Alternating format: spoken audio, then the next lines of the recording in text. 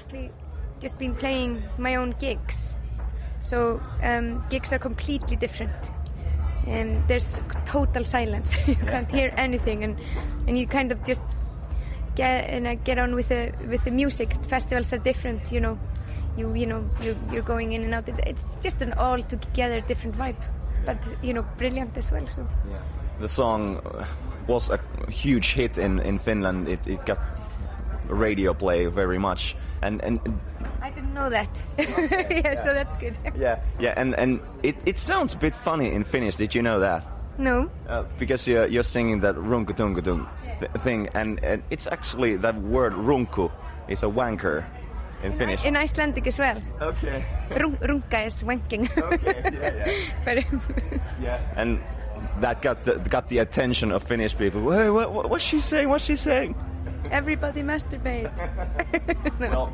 Well, it's up tempo and happy song, and it's really catchy.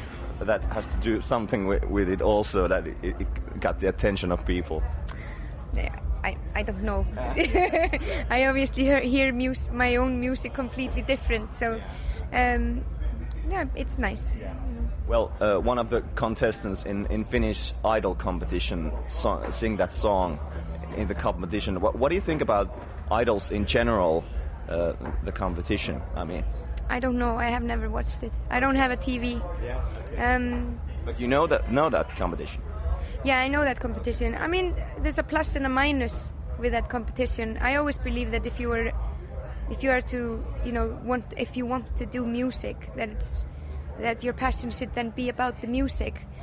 I feel maybe what I find about the program is that they're sort of plunketed into a studio made to sing just some awful songs, you know, that has nothing to do with them as people, nothing to do with them and how they want to express themselves.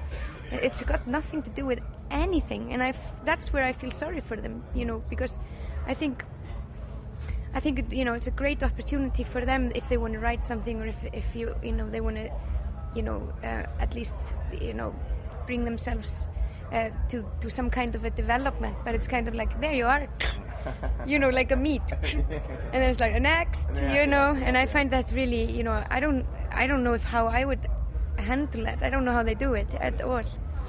You have no say to nothing. I don't believe in that.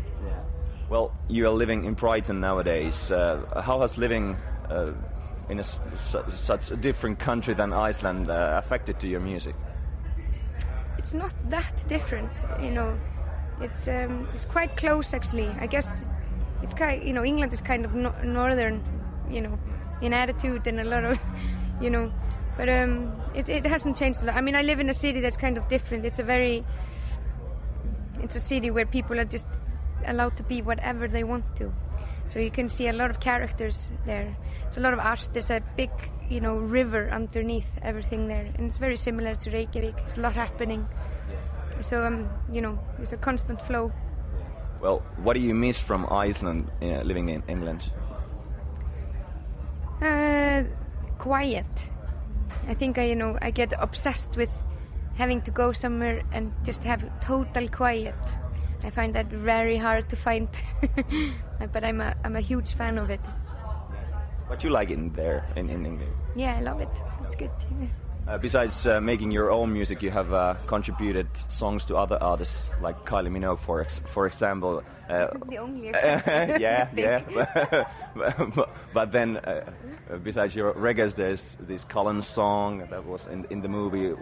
Are you going to do these kinds of things in the future as well, or was it that Kylie song one song? It just depends who asks, you know. I think if I like the artist, then I will do it. But you just have to be asked. So, no, I loved it because it gets.